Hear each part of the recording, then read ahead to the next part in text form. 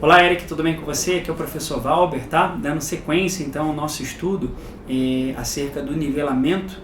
Vamos, então, agora estudar mais duas funções sintáticas chamadas de termos integrantes, tá? Mais dois termos integrantes dentro da análise sintática, o que a gente vem estudando. Neste encontro, a gente vai falar sobre o complemento nominal e sobre agente da passiva, tá? O que é que há de comum nesses dois termos? Tanto o complemento nominal quanto o agente da passiva são dois termos com preposições obrigatórias, só que cada um deles com algumas características próprias, tá? E é isso que a gente vai ver a partir de agora, tudo bem?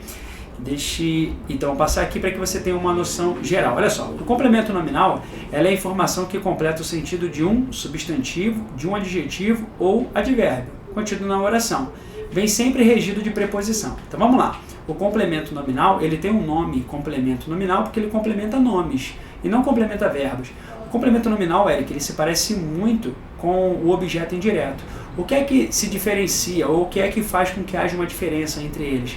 O fato de que o objeto indireto é um termo com preposição, às vezes idêntico ao complemento nominal, mas que vai completar o sentido de um verbo.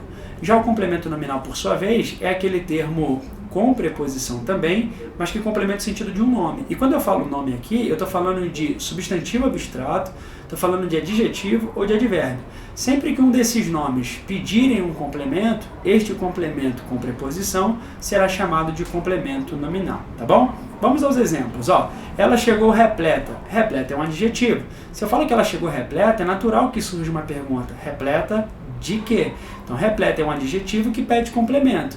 De saudades é este termo com preposição, olha a preposiçãozinha aqui, que a gente vai usar a fim de completar, né, o sentido do adjetivo repleta. Por isso que a gente, nesse caso, está diante de um complemento nominal, tudo bem?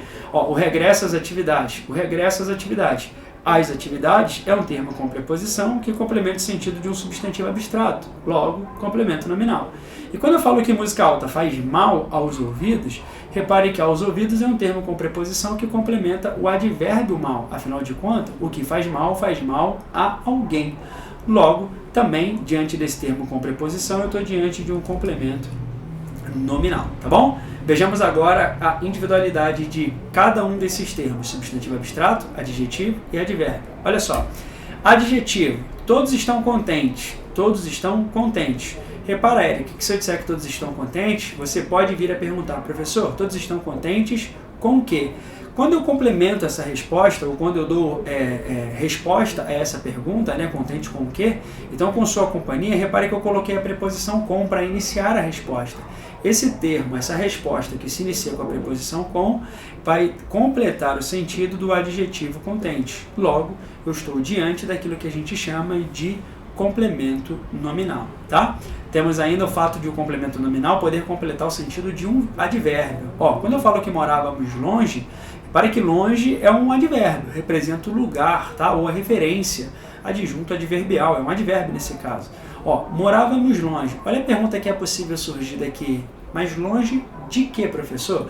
Quando eu falo que morávamos longe do parque, por exemplo, este termo com preposição complementa o advérbio longe.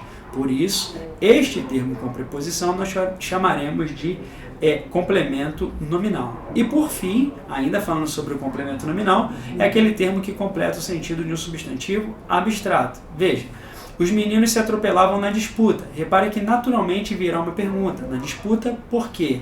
Ou na disputa de quê? Repare que quando eu falo na disputa pela bola, eu estou diante de um termo com preposição que completa o sentido de um substantivo abstrato. Nesse caso, a palavra disputa. Logo, pela bola vai funcionar como substantivo abstrato. Até aqui, ok? Tudo bem, Eric? Perfeito? Então, vamos ao segundo termo integrante que nós vamos estudar neste encontro, o agente da passiva. Quem é o agente da passiva? Agente vem de agir, tá? É aquele que age, aquele que pratica ação. Quando eu falo agente da passiva, significa dizer que eu estou me remetendo a um termo em que na voz passiva vai praticar a ação do verbo. A voz passiva, Eric, ela sempre se caracteriza pelo fato de que o sujeito não pratica a ação verbal, e sim que sofre a ação do verbo, tá? Então veja, quando eu falo que Alfredo é muito querido pelos colegas, o Alfredo não quer os colegas, ele é querido. Ou seja, ele sofre essa ação, sofre no bom sentido, né? Ele recebe, recai sobre o sujeito Alfredo a ação de ser querido. Então, quando eu digo que Alfredo é muito querido, o sujeito, Alfredo, não pratica a ação do verbo querer, e sim é paciente, sofre essa ação. Agora, quem é que quer o Alfredo?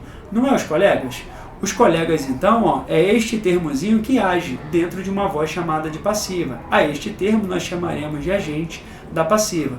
Então, quem é o agente da passiva? É aquele termo, com preposição obrigatória também, que sempre irá praticar uma ação verbal dentro de uma voz passiva. Logo, este é o termo chamado de agente da passiva. Tudo bem, Eric? Tranquilo? Assim, então, eu desejo a você bons estudos. Eu, juntamente com o professor Ezequiel, desejamos a você bons estudos.